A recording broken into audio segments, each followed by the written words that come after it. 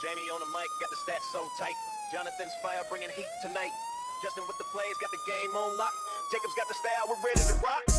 Brothers united, talking all the sports, laughing, debating. We bring the reports from the field to the court. We calling the spree, all voices, brothers, and let's take pure comedy. What's up, everybody, and welcome back to another episode of the 4J Show, where we're four brothers, four versus just endless takes and pure comedy. I'm Jamie, and I'll let the other brothers introduce themselves.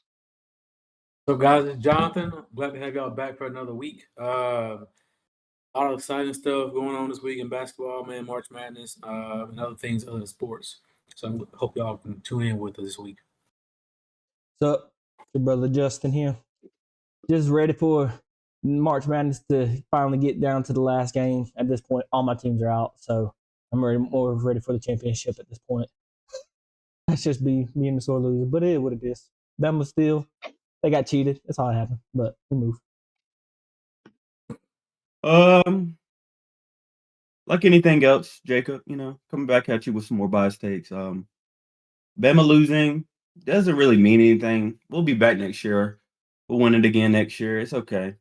I feel like all my teams are just going to perform next year and this year, especially the Pirates. I think we're going to go to the World Series. Didn't Paul Skeens give up 5 runs his first inning of pitching? That was on.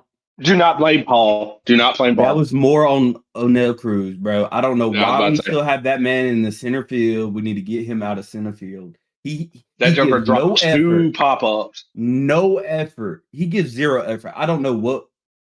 I think we need to get rid of him, low-key, just trade him away. But he's a good hitter, though, so that's why we keep him. But hey, it is what it is. You want to get rid of one of the top hitters? It's just crazy. It's just crazy to blame the sun on dropping 2 balls, and you decided not to wear sunglasses. That's a wild thing to do. That, and then after the ball dropped behind you, you slowly jogged to the ball. Like what? They still pull Paul. But Paul, I'm not gonna. Paul did walk some people and hit some people, so it's not totally on O'Neal Cruz, but it could have been helped out. Like he could have had some help. Yeah. Anyway, but let's get into it. But yeah, let's get into it. So, top news this week. Some of the biggest news in the sports world. Tiger Woods arrested again for suspicion of DUI. Suspicion is crazy. He blew 0-0. He blew 0-0. He blew 0-0. So suspicion. Maybe he just a little tired. He just did y'all see the picture when he got out? He still looked like he was high. I mean, allegedly. No, he did have some eyes on him though. He did. This is my. They can't prove he was high though. They can't prove it. Oh, he didn't take the urine test. He didn't do the urine test. As a former police officer, not trying to give bad advice out here, I also wouldn't have given it because that would implement even if you had it in your system from days earlier and you didn't have it in your system that night, then they could try to just say, oh, well, it's so hard to determine that. Like, I know there's more sophisticated tests, but let's be real. Most folks don't do those sophisticated tests like that to determine how long it's been in your system. So I wouldn't have done it. But can we stop treating him like not a lot of people, but like talking about pardoning him and all, or and stuff like that. Like he makes way too much money to still be driving. I don't care what anybody say. He makes way too much money to still be driving. So, bro, isn't this like his 8th DUI too? Huh?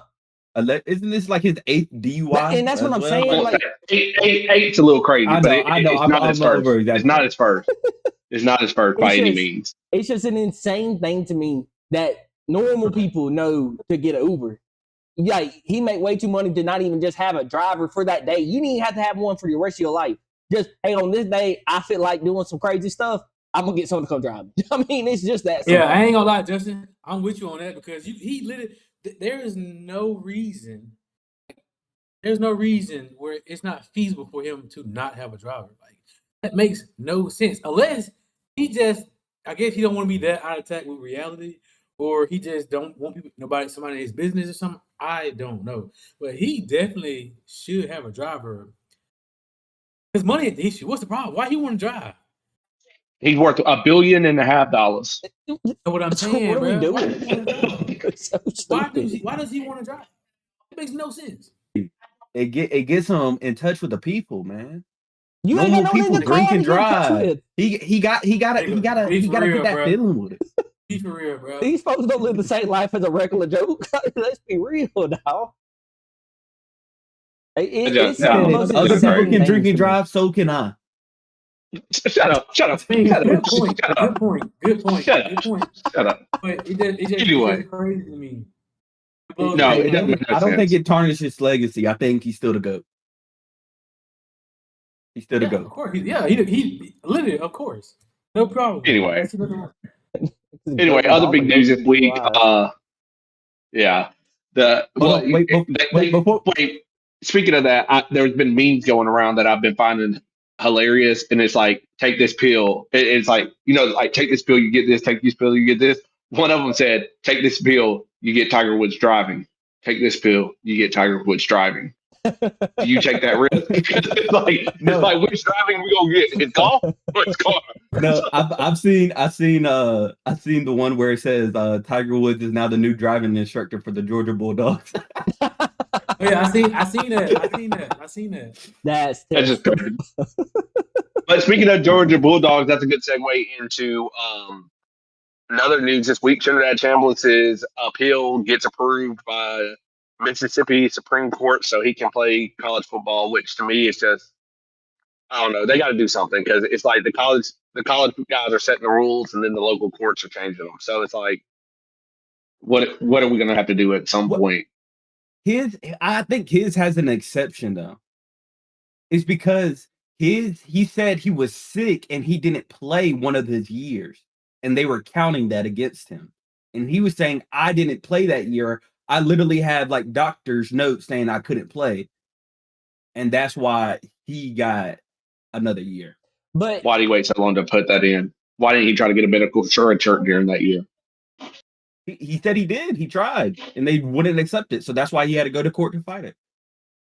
see, I don't know. I guess I'm still just the whole concept though is like, I mean, you literally heard a basketball coach. I think it was the Arkansas basketball coach. I cannot believe I'm drawing a blank on his name at the moment, because he's a legend in college basketball. Dang, I don't know if you wouldn't ask. Huh? I was about to say, if you wouldn't ask me, I'd have been able to tell you. That's what I'm saying. Like any other day, yeah. Very. Is it that? Okay.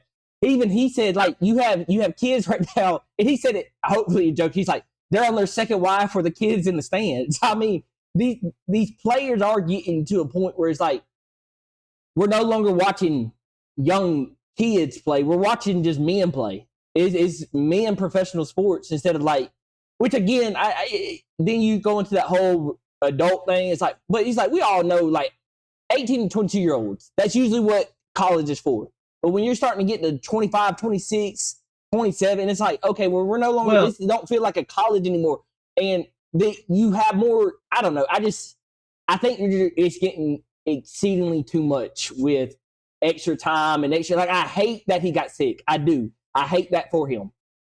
But life happens. Like, I mean, if that was the reason, then why can't everybody have a reason for something to extend their college life if they wanted to? Like I just don't get it. But I do feel like we're going to start seeing less of that because it really happened because of the COVID year. And the COVID year people, all the COVID period people are getting pushed out right now. That's what we said. That's what we said last time, when Jacob. There was a reason why there's been so many extensions, like these 3-4 year extensions, because of COVID. Top of red shirt on top of medical. So it's already, if you want to think about it, it's 3 years right there on top of the 4 you get. Yeah.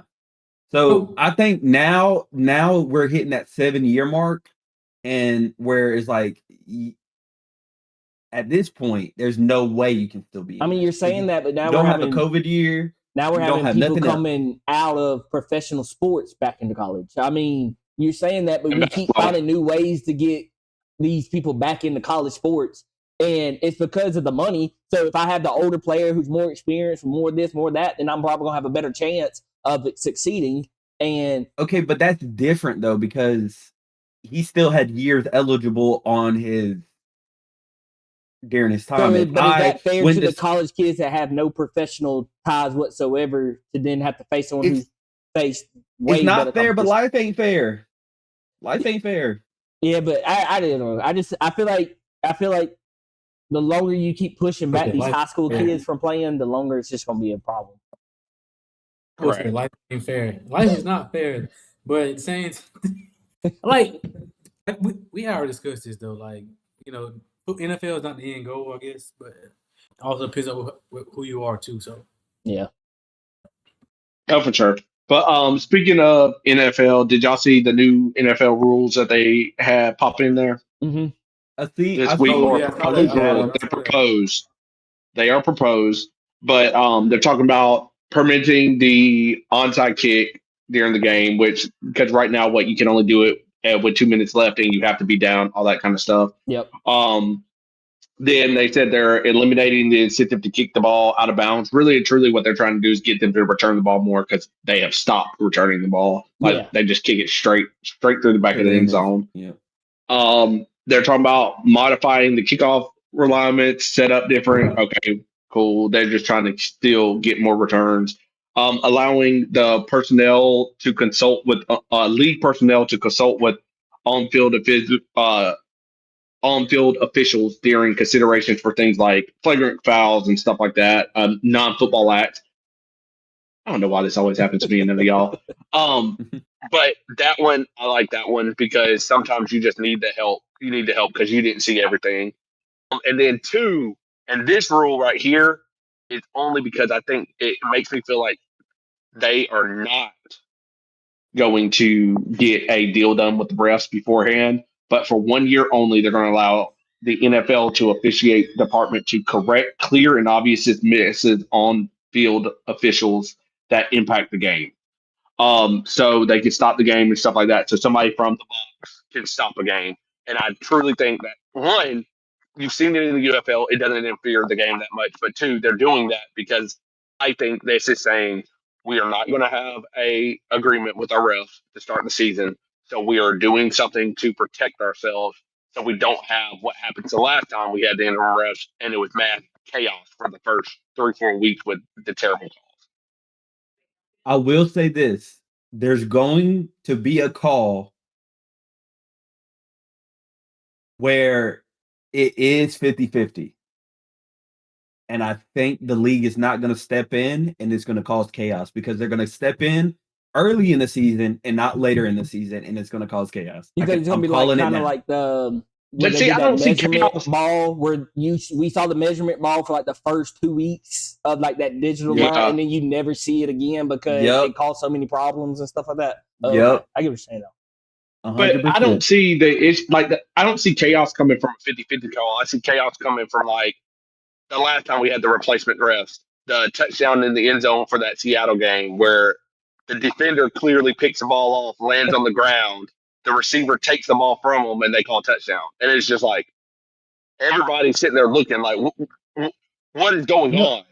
Hold on, let me rephrase that. I think it's going to be like at the beginning, they're going to call obvious calls like, oh, that was obviously pass interference. That was obviously not pass interference, stuff like that. But later on in the season, they're not going to do it as much, and it's going to cause chaos because they're going to be like, where are they? Why aren't they not using this power now to come in and dictate what is going on?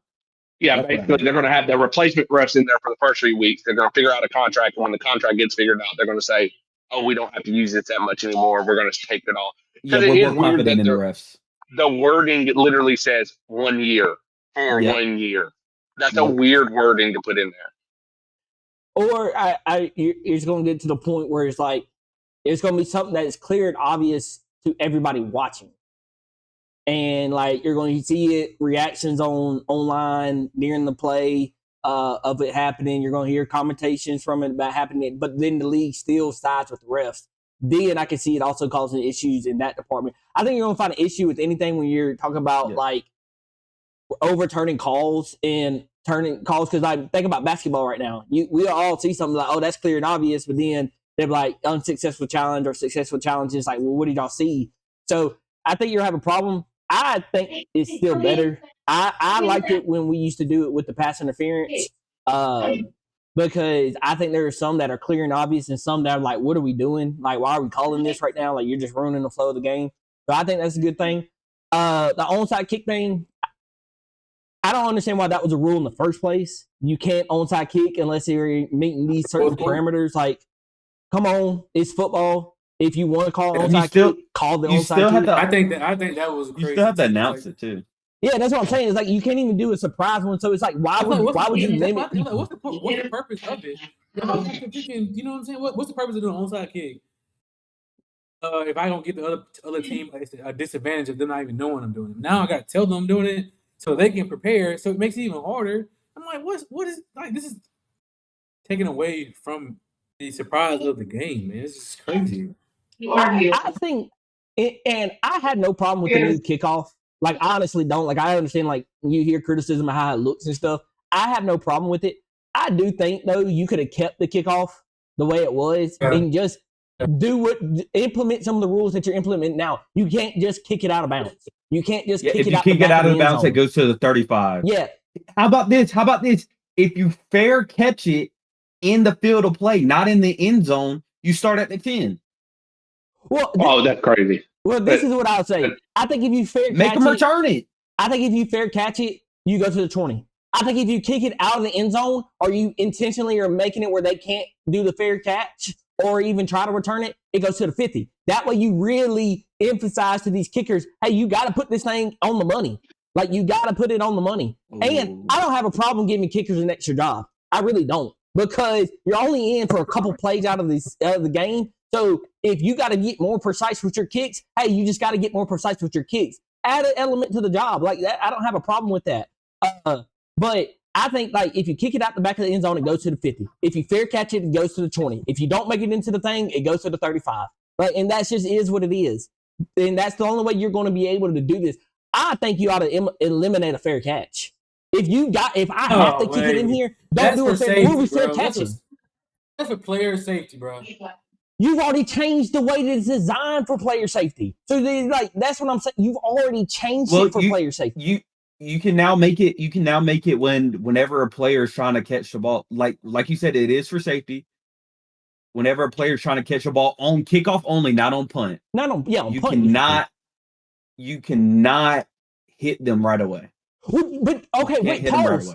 You can't wait. You cannot do that now. No, I'm saying, like, listen, not like a punt. Listen, I don't know. Right now on the kickoff, you can't move until he catches the ball. So what? Oh, yeah, true. You can't move until he catches it. So you've already taken that element out the game. So if you already cannot get hit while you're catching this ball, then return the ball. It'd be like someone throws a deep bomb and you catch the ball, but you fair catch it before you catch the ball so the defender can't hit you. It's like, that's not how it works. When you're in the field of play, you're in the field of play. That's what I was saying. That's what I was saying. If you fair catch it in the field of play, you should it should go to the 10. You know what? I kind of agree with Jacob on that one. I think if you're going to fair catch it, then and we already making so many rules for it. If you're going to fair catch it at the same time, go to the 10-yard line. I mean, go to the 10. Because the whole point of changing it is so you can see more plays of the kickoff. If we're going to punish the kicker for not kicking it in the right place, we should punish the returner for not returning it. I agree. I fully agree. That way, it isn't just making it where, like, the kickoff team is only one getting penalized for everything. The kick return team, you also going to get penalized. You don't return the ball, cool, but you're going to take it at the 10. I agree. You know what? Jacob's going to convince me. I agree wholehearted with that. Anyway, let's move on. Anything else in the NFL or anything you want to hit in, or do you want to start talking March Madness? Aaron Rodgers, just tell us now what you want to do, bro. I'm tired of waiting, bro. We need to know what we need to do. And also, please do not sign Kirk Cousins. I beg. I'm on my knees begging. I don't think Kirk is just that terrible. Like, I don't think Kirk is gonna make y'all win a Super Bowl. But I don't think he's that's what I'm saying. Terrible. I'd rather see what's his name, Will Howard, before I see Kirk Cousins. He's not that bad, Jacob. It's the reason why he's being. We're not gonna win. Okay, you already just said we're not gonna win with Kirk Cousins. So why don't we try out Will Howard? No. We're not saying you're not gonna win. We just say Kirk won at the end of the year last year. We won three of our last four last year with Kirk. Y'all were begging Kirk to get benched. What are you talking about? It won't be playoff games you win with him. It'll be games though, regular season games, but no I don't. playoff Yeah, games. we don't. I'd rather see Will Howard and us get a low draft pick before I see Kirk Cousins take us to a 9-8 record. I do want to talk about. That's what you're gonna get, no matter who the quarterback is. I do want to talk Thank about you. it since we're talking Thank you. quarterbacks. Thank you. Because I don't know if y'all been watching the online discourse this week of Dan Orlovsky talk about Ty Simpson and everybody killing him about it. So I do want to bring up that one just because, and I understand we all have Bama ties, but I don't see Dan's take as some crazy, outrageous take. Because, and again, I know that a lot of people who see maybe think that, we really just hate Mendoza. I had no real true problem with Mendoza, but to say that there's like this big old gap between Mendoza and all these other quarterbacks, especially someone like Ty, I don't see it. And now that it's coming out that with what was going on with Ty and the reason why he had that little fall off because he had an actual illness going down and it made him lose weight and cause back issues and stuff like that. Like, I thought he had a rib fracture too, though. And so it's like, but like the way that folks were killing him, like I think Ty Simpson could be a late first round draft pick. I don't think that's an unbelievable thing. And I think he's on the same projection as a Mendoza. I don't think if he played this year that he would be like some great player, but I don't think he's like not NFL talent. Like I don't know. It's just like the discourse of this week was so like strangely weird around how people reacted to Dan's take on Ty Simpson. We all know Mendoza's going first. You're right. So why are y'all even tripping about him saying I think Ty's a better quarterback? Okay, that's his opinion. It's like Justin said, it's not like Mendoza did anything crazy. It's not like he did anything like that set him apart from everybody. Not really. They try to compare this man to Joe Burrow, and then if you look at the stats next to each other, it's like, brother, if we're being honest, you low-key really shouldn't have been a Heisman. But I'm just saying, compared to other Heismans that we have seen, it's just like there's not a big gap. So it's not that crazy to say that I think another quarterback is just as. I don't even think Dan said he's better. I think he said he's just as talented as Mendoza. Am I correct, or am I getting? Yeah. I mean, basically said something around that point. He's like, I just think if we're talking about a stereotypical NFL quarterback, with the way that Ty throws the ball, I think he's a little bit more accurate than Mendoza, and I think he has a better little frame than Mendoza. He's like, I think Mendoza is tremendously talented, but if you ask me, I think Ty Simpson would be the quarterback that I'd rather have, and that's all he said. But they slaughtered him for that. I mean, I think it's just because it's Dan Orlovsky too. Like, I've never had a problem with Dan. I just pull up Dan highlight and then just say, don't say nothing about no quarterback. Well, no, because he has had some wild takes, but like a lot of his takes seem wild in a moment, but like if you really look at them, they're not that crazy. Just like that take, like really and truly. And I know people say quit talking about it because towards the end of the season it didn't look as great. But like if you look at what Ty Simpson did through that 6-week gauntlet, it was impressive. And then he got hurt /sick after that gauntlet, and it did dip. Like nobody, I'm not saying he didn't dip. He did dip. But if he's gotten that stuff corrected, everybody through that first half of the season said Ty Simpson looked like he was going to be the number one pick overall. Yes. Like everybody acts like that didn't happen. Like everybody was talking about how elite he was playing up until something happened, and you saw it on the field. Something happened though. He was still mentally there, but his body wasn't doing what he would want it to do. Another thing people forget, we had no run game. We had zero run game. So everybody knew we were throwing the ball, and he was still winning games. You heard people talk about like his Missouri throw was one of the best throws anybody's seen all year. Like the accuracy he was putting on those balls during that gauntlet time was like, I mean, he's putting them on the money, and it ain't like he's just like making it just enough. He's putting it in tight windows. Like he's making those on the throw runs that you need on a play action. He don't mind putting his back to everybody and finding his spot to make the throw. Like he has I don't know. It's just, like I said, I think we all understand Mendoza's going to the Raiders. I mean, it's pretty much leaked now that Tom Brady's like, he really wants to mentor this cat. Like, it's just fine. Like, I don't have no problem with Mendoza going number one. I don't think this is like a strong class outside of certain positions. I think the running back is one of the strongest classes. The running back and the O-line is one of the strongest classes with this year. So it's like I get what everybody's saying, but it's Receivers are like pretty good too. who? Receivers are pretty good I mean, too. that's what I'm saying. I don't think this year is one of those years that like the quarterback is not the position that's the strongest position out there. It's just not. Yeah. So with that being said, it's like now I do wonder where Jeremiah Love is going to go now because I definitely did think he was going to the Chiefs, but I doubt that they get him with Kenneth Walker. So that was going to be interesting for me. Yeah, so that's crazy because with the money that would have to come with getting most of them because Jeremiah is not going to be on the board after what pick are they? What pick do they have? I think they're number 11 or 12 this year, if I'm not mistaken. I was about to say he's going to be a top 20 pick this year, but also obviously they try to play down the running back position, so he still very well could be on the board. With those later picks or early the second round, but I highly doubt that, especially since Kenneth Walker had left. So yeah, it's just I thought I thought he was like a lot. What are you saying, Jamie?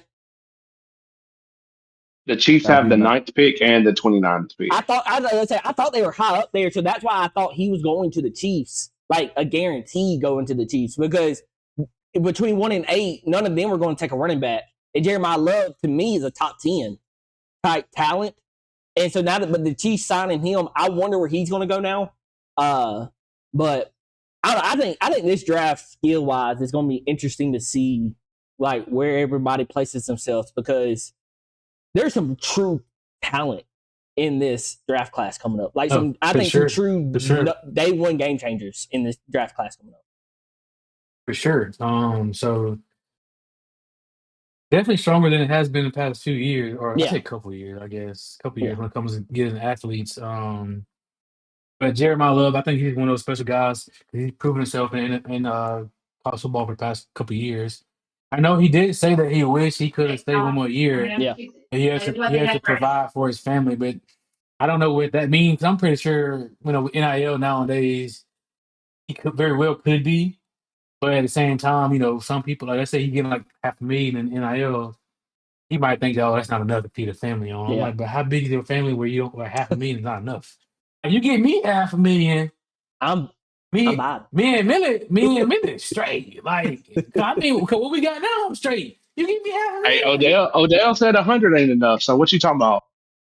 Odell's a fool. Them people are fools because if you saw what he was doing when he was in his prime, he was literally one of those young guys from Louisiana that got money, and obviously everything he thought about doing, he did it times more. And I don't feel bad for someone that blew through $100 million. So I don't care if you have, I don't care after taxes you got $50 million. I don't feel bad for you. I don't. Yeah, that's where like we live in different worlds when it comes to money because if I could stretch my salary right now and I'm living okay, like the fact that you give me that, well, I believe like a king. I mean, because it just don't make no sense to me. Like you don't have to buy all the chains in the cars and the houses and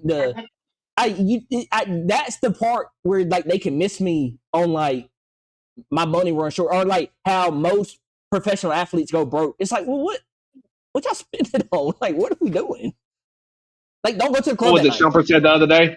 What did Shumper say the other day? He said, once I got that money, I looked at it and I said, I've been broke.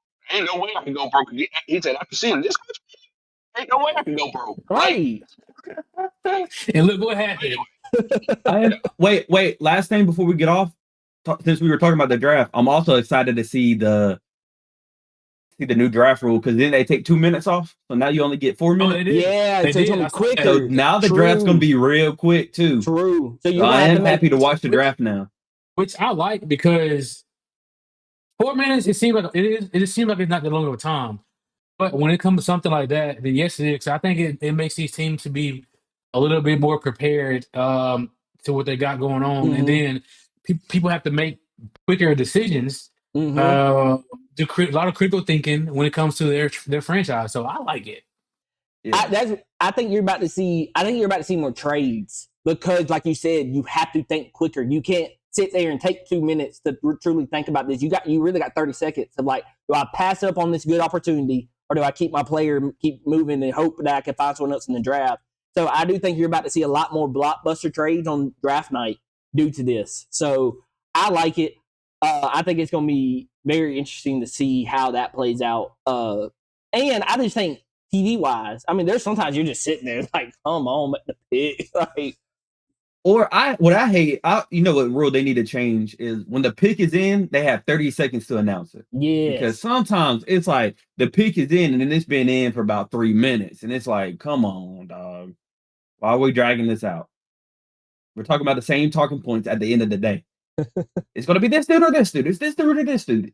Mel Kiper coming up there saying the wrong person. He's going to get picked in the first 10 picks of the draft. He didn't get picked to the 6th. Like, come on. Hey, I mean, I don't see how you have a job that gets wrong so much and you still just got it. I mean, I want that because I go there to say something. Anyway, let's hop into March Madness because that's been, I mean, honestly, what everybody's been watching. One thing I want to bring up about March Madness that's been kind of irking me a little bit, and I don't know if it's just because I just feel bad for the defensive players, but like, have y'all noticed how the teams, especially the teams with bigs that have like legit bigs, Purdue is one of them, the one I'm going to talk about, how much contact they create. Yes.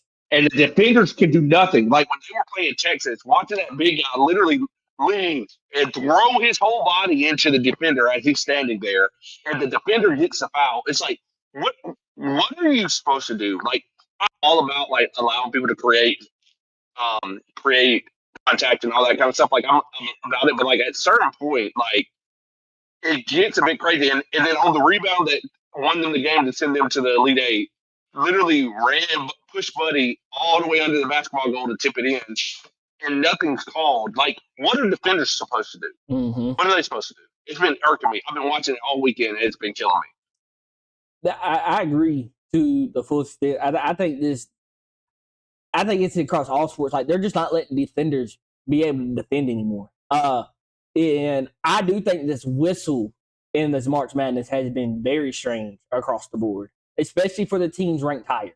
I feel like they can get away with so much. And just because I did see it online and I was saying it before I even saw it, to piggyback off it, if anybody had just watched the UConn Notre Dame women's game, that whistle despaired. Like, I was like, oh my, like UConn was literally, and I said this in their first game, and there's nothing against UConn. Like, I think UConn is a great program, but I even said in the first game, it's like they can defend and they can really get up in your grill and be all over you. But if you breathe on them, it's a foul. The whistle, I don't know. It's just, the whistle is so weird in basketball to me because it definitely seems heavy to one way to the other.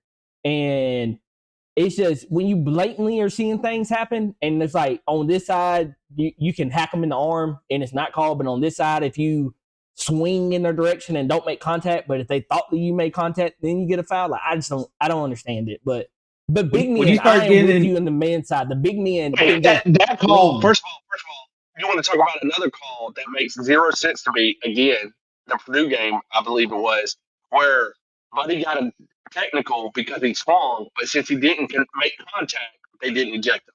So you could throw a punch, and as long as you don't make contact, you don't get ejected. That makes no sense to me. If we can watch a video and clearly see you throw a punch, you should be out of here. I don't care if you didn't connect. That doesn't mean you're sorry. That doesn't mean you're sorry at throwing a punch.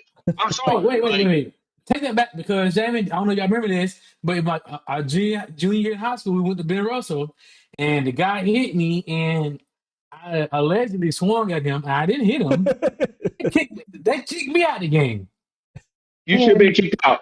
You should have been kicked out. And I do remember that because I remember standing on the sideline. I never did punt return in my whole life. And they looked at me and said, "Oh, he got kicked out. Damn, you just go in there." And I'm like, "What am I supposed to do?" They said, "Just go." I was like, "Okay."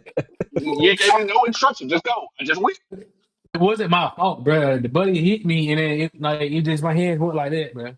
But that's different. You swung at him. That's different. But like, video evidence of clearly seeing somebody trying to make. I mean, the buddy swung at him, and that other buddy just dodged. And to say, "Hey, we do see that he swung, but since he didn't connect, we aren't going to eject him." Makes Yeah. 0 sense to me whatsoever. I would have acted like, oh, buddy was an airbender, and I'd have knocked out from just the force of the air coming off of his punch. I'd have told it so hard. So I got a real. question. So if I like flick off the ref, but I flick off the air right beside him, I don't get ejected, right? No, because no. No, because that's an obscene gesture. That's an obscene gesture right to the officiating crew. Be for real, Jacob.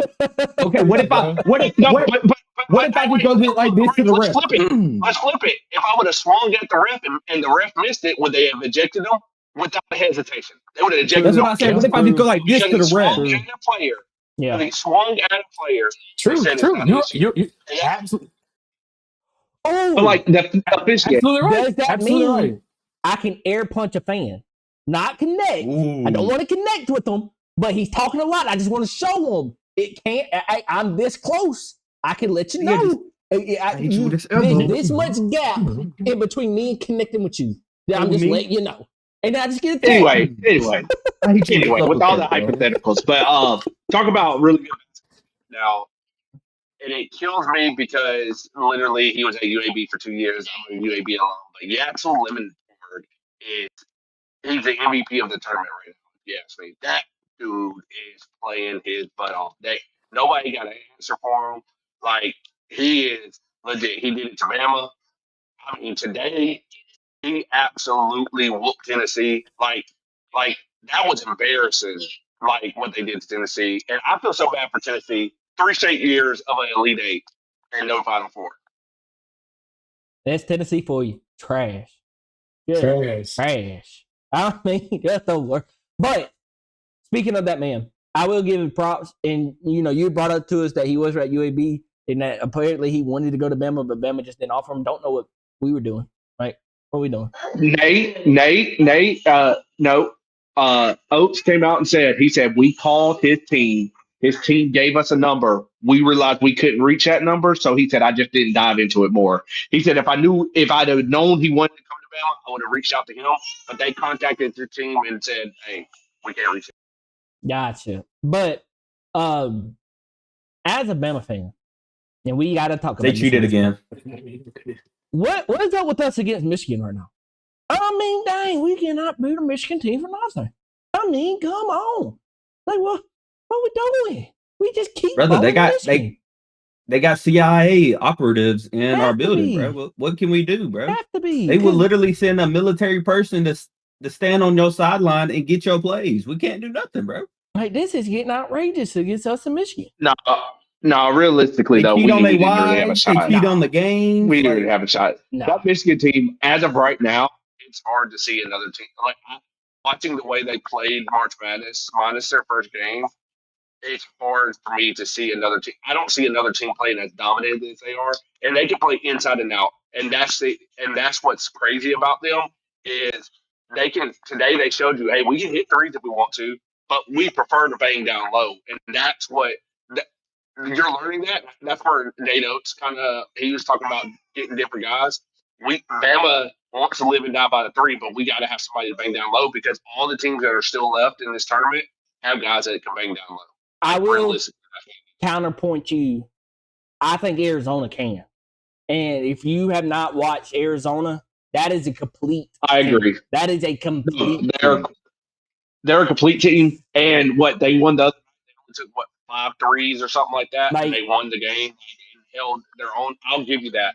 And that's the next matchup. It's Michigan versus Arizona next Saturday. And that's honestly, that low-key feels like it's a true national championship. Oh, yeah. Not taking anything away from UConn, not taking anything away from I'm trying to think. It's UConn and Duke playing right now, and I'm trying to think of the other. Illinois. Yeah. Illinois is a phenomenal rebounding team. They're just not playing on the level of Michigan and Arizona. Yeah. Scoring-wise. Now, rebounding defense, they got it. Them jokers, they have a legit team. I just don't see them banging with Michigan, with the Arizona. It's going to be fun to watch, though. It's going to be fun to watch. Good matchups coming up.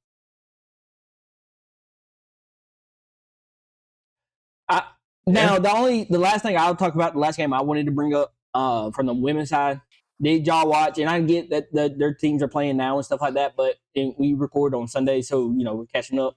Did y'all watch that Duke LSU ender? Wow. First, I thought LSU was out of that a while back. And then for them to come back, I just don't understand the defense in the last play. If I'm being honest with you, don't go for the steal. There's no point in the steal. I get it, you can knock it out of bounds, but even if you do, just play defense. And you going for the steal caused that separation where she was able to step back, recollect herself, and throw up that shot. Pretty shot, though. I mean, what a game winner right there. I mean, this March Madness has brought so many game winners. Just wow, I can't believe that you just did that. But all props to Duke's women's team for that. I hate that for you, Flajay, that it happened on you in your last game. But at the same time, it's all power to you, Flajay. The Duke, because that was a phenomenal shot. But yeah, no, the women's tournament definitely has been good. Like you said, that Duke game was wild. I had LSU going a little bit further, but definitely ready to see the rest of the women. I mean, Texas is looking crazy right now. Mm-hmm. South Carolina is looking like their usual self right now, and the way how relaxed their girls are is definitely cool to see. Because South Carolina's girls just look like they're out there having a good time, and that's a dangerous thing to see going into an Elite Eight. They played a Sweet 16 game, and the way they're interviewing and stuff, you would think it's just a regular season game. These girls, you can tell they want it, but they seem so relaxed, and that's a dangerous thing to see in the team. But anyway, want to hop into the NBA, talk about this MVP race for a little bit because it's getting. But anyway, let's hop into the NBA race a little bit, MVP race a little bit, because it's getting kind of watery. And Jacob, I know you have some feelings about it, so I'm going to give you the floor. It's an absolute disgrace what these MVP voters that have votes are doing, because how many years has it been that we have gotten the wrong MVP every year? And I'm tired of it. It's taking turns. You deserve, because this has happened in the NFL. It's not, oh, he deserves it more. Oh, he needs a turn at it. There's no turns. It's either you're the MVP or you're not. And also, MVP means you're the most valuable person on your team. Not that you're on the best team. Yeah. It's not that you're on the best team that has the best record or any of this, because Victor Wembanyama should not be on the number one leading the MVP race right now. He jumped up, I think, 3 to 4 spots. The man has not done anything in recent memory as of right now. Of course, over the season, he has been playing great. I give him that. He has been playing great. But he has not done anything in the last 2 weeks that has put me in my mind to make him jump up 3 to 4 spots. Also, Shea, he's not the most valuable person on your team. If you take Shea off his team is still going to be a dominant team. If you take Victor Wembanyama off his team, do I think his team's going to be as dominant? Probably not, but they're still going to be a good team. Jokic, he's been playing good, but also he's not has been playing as great. But a person that has been consistently playing well for the past 2 weeks and all season has been Luka, and he is not even being mentioned right now. And I just think that it just shows there's a bias in the voters, and some of these voters need to lose their votes because they clearly, one, they don't watch the game, because people that say Luka is not defending, he's not a defender, If you look at the stats, he's one of the top defenders in the league, comparing to other people.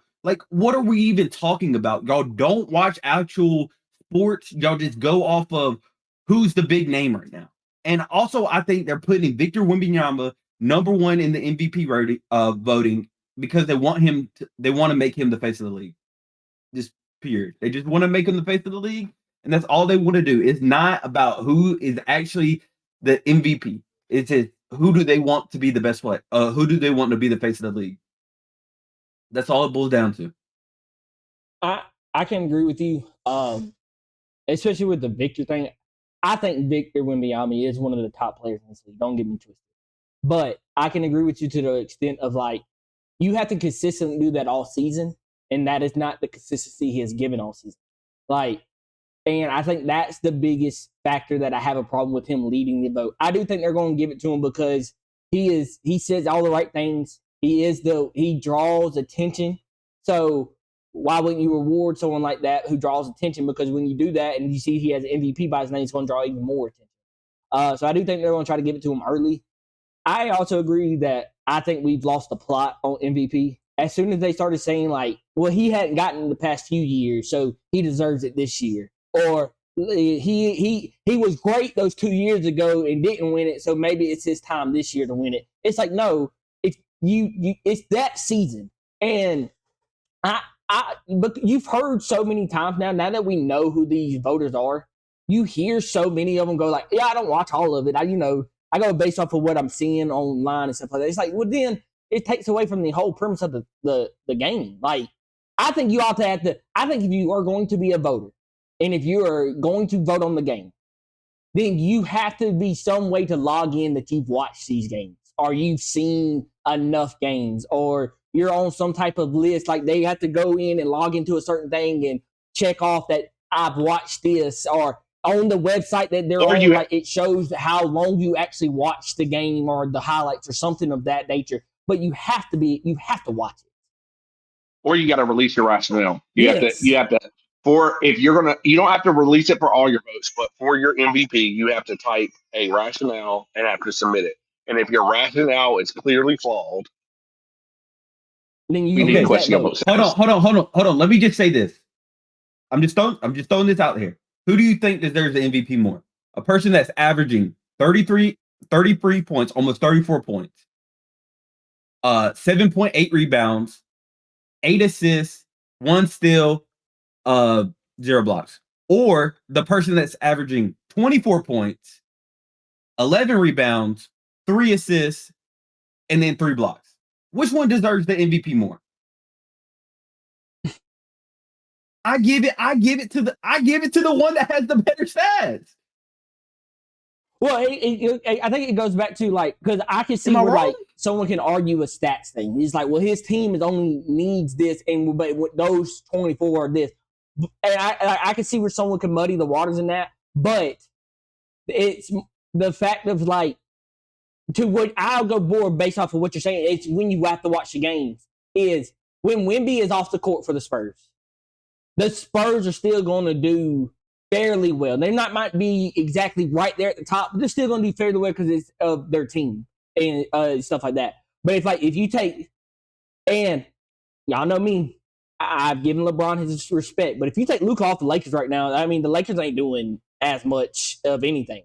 Like they don't have like a guy. That boy's going 30 and 40. That's what I'm saying. Like he just got 30 and 40, bro. Like from the breaks, the only disrespect I feel in that is you're acting like LeBron ain't doing his thing, because Luka getting 40, LeBron getting 30. Luka scores 60, LeBron still giving you his 20 games. I think like he's still doing it. If you take them 2 off the Lakers, they probably win 2 games. But this is what great point. That's why you get the balloons.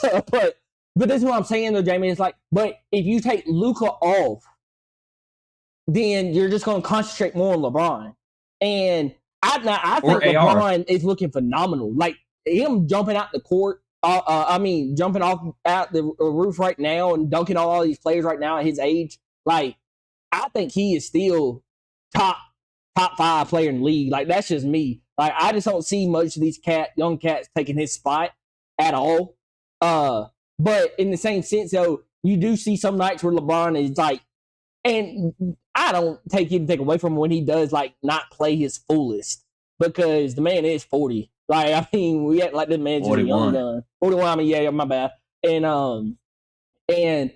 But I just think it's insane, and you're starting to see a lot of pushback on the 65 game rule thing again, because now like LeBron's not even eligible for any of them and stuff like that. So I do think that's kind of weird. But I don't know. I feel like it across the board in almost every league right now, MVP voting is so biased, and people are just so scared of it's like everybody just wants to go with the most popular thing instead of just actually voting on the actual award. Like, and that's what the problem is. Everybody's so now, especially now that we know who the voters are, it's like they're scared of like the reaction they're going to get from voting for like what they truly believe. So they just go. And then the fact that you hear MVP voters going, I don't really watch, but of what I'm seeing on the reaction online, like this is who I think it is. The fact that folks are actually saying that, we've lost the point. I have a question. Doesn't Stephen A have a vote? Yeah. You literally have watched him. He's at a game and he doesn't even watch the game. There's video of him at a game and he's not even he's playing solitaire on his phone. Like, so it's baffling. I don't know. It's baffling to me that some of these people have a vote and they clearly do not deserve a vote. Yeah. And it's just crazy to me. Or the fact like I do agree that we should have something that it shows that you are watching the game and how long you watch the game. Because some of these people don't even care no more. They don't watch anything. They just they go watch a Stephen A. They see, oh, he's saying this player is doing good. I'm gonna go vote for this person. Or if you seen like I can't think of his last name, but Michael Coban or something. He's him and this older white gentleman have a show on the NBA where it's like they go down a ticker. Y'all know what show I'm talking about? Okay, y'all do. His name is Michael. I can't think of his last name. His name is Michael. But he even like came out and said like, "Hey, I don't care what happens the rest of the league. Luka will not even be considered in mine." It's like, well, then what's the point? It's like you're already taking that stance. What's the point? What are you saying, Jonathan? My bad. No, I'm just saying, I'm piggybacking what you said. I said that's crazy for him to even mention that. I don't even say Luka wouldn't be. That is wild. Like the fact that the season's not even over and you're already making a statement like he would never even be considered. Like it's like then what's the point of playing the game? Like you've already made your decision. Like it makes no sense. The whole point of the award is for the entire of the season. Not well, I've already made my decision in week 2 and I'm not going to change that again. And yeah, I get his defensive ratings might have went up some, but he still don't defend the way I want him to. It's like, what? You don't play. Like I don't understand. Like you ain't gonna go out there and defend any better. So what are you? How? I don't know. I don't get it. I don't get any of the MVP stuff, but I digress. Yeah. But anyway, anything else you want to get into? Y'all want to wrap it up or? Just real quick, baseball opening days happen. Grand Slam walk off last night. Yep, a lot of interesting stuff going on. And I just wanted to see what y'all think about I don't know if y'all saw the ABS is already getting some umpires, back-to-back calls, extending the at bat. What do y'all think about that? So me personally, I like the ABS. Don't get me wrong. Like I like it getting corrected. I do think some of these calls are getting overreacted to, though. Like the one that extended, like the one that went viral because 2 pitches back to back extended it. He missed one of them by 0.1 inches, and he missed the other one by 1.1 inches. Like that's not like saying, "Oh, look, these refs are like." You talking about 1 or 2 inches? That's not crazy to miss by. And seeing some of these strikes, oh, it was a strike by 0.23 inches. Like, come on now. Like, if a ref misses that, like that, I'm okay with that. Like, yes, let's let the ABS get it right, but let's quit acting like the refs are just trash. Now, the refs that they have seen missing by like 6, 7, 8 inches, yeah, let's hold them jokers accountable. But like, I think there needs to be like, if you're within, let's even say like 1.8, 1.5 inches of getting it, I don't think we need to be like, hey, this ref's horrible. Nah, man, like human error, like that's daggone, like that's literally this much. Like, come on now, like. Is that but not what being taken away from the human element of the game, though? No, you only get 2 challenges, and if you lose your challenge, you lose it. Okay, it's just like football. I was just wondering, if like, you lose your challenge, you lose it.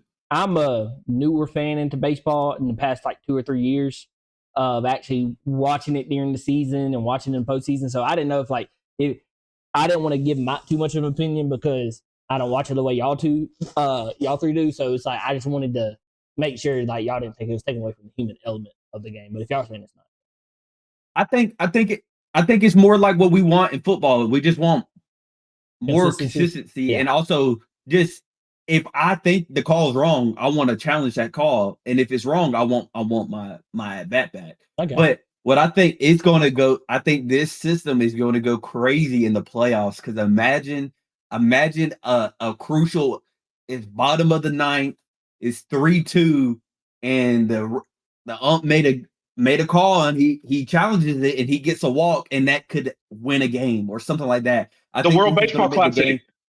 The World Yeah, the Baseball World Classic. Baseball Classic. He struck the dude out in the ninth, and that ball was. I think they low. pulled the ABS up. It was like 6-7 inches out the strike zone, and they called strike three. And it was just like he walks there. You put two people on base, and the game's still going. They walked off the field because of that. Like, yep.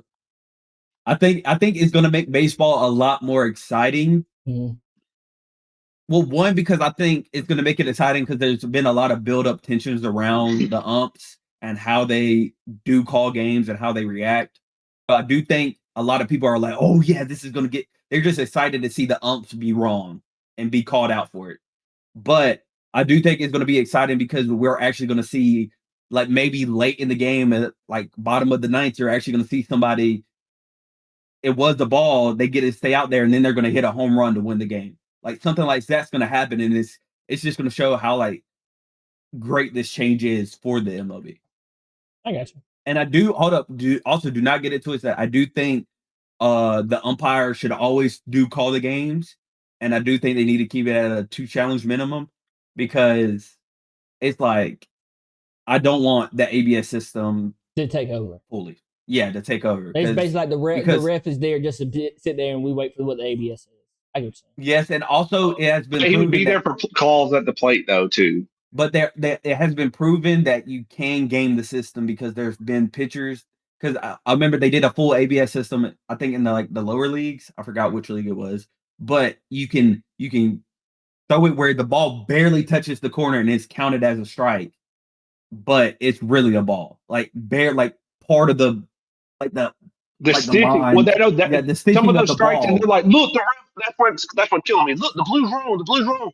And then they pull up like the ABS, and it was like it was 0.1 inches a strike, like 0.1. Oh, that basically the sticks touch the strike zone, and they're like, "Look, the blue's wrong." And I'm like, "Bro, that's a 50-50 call to me." Like, yeah, but in the ABS system, that's always going to be a strike, and that's going to be hard for a batter to realize. Was that a strike or is it barely on the edge? Like that's why I think the ABS system doesn't need to be fully take over, but I do enjoy the challenges that we have seen as of yet. Respect. And anything else? Also, shout out to Alabama baseball. We going crazy out there, just straight dominating everybody. Auburn, I'm not gonna cuss, but y'all suck, bro. Don't ever talk about us anymore. But actually, let's just kick Auburn out of the state. Let's just make them go somewhere else at this point. They trash in basketball, football, baseball, like everything, bro. Can y'all be good at something? Please. Oh man, out the state is wild. they basically enjoyed you already. For real. Just go ahead. Just go down the road, dog. But anyway, all right. Well, we appreciate y'all listening in. If you got anything, like, comment, subscribe. Give us ideas if you want to hear us talk about something. But peace. Deuces. this is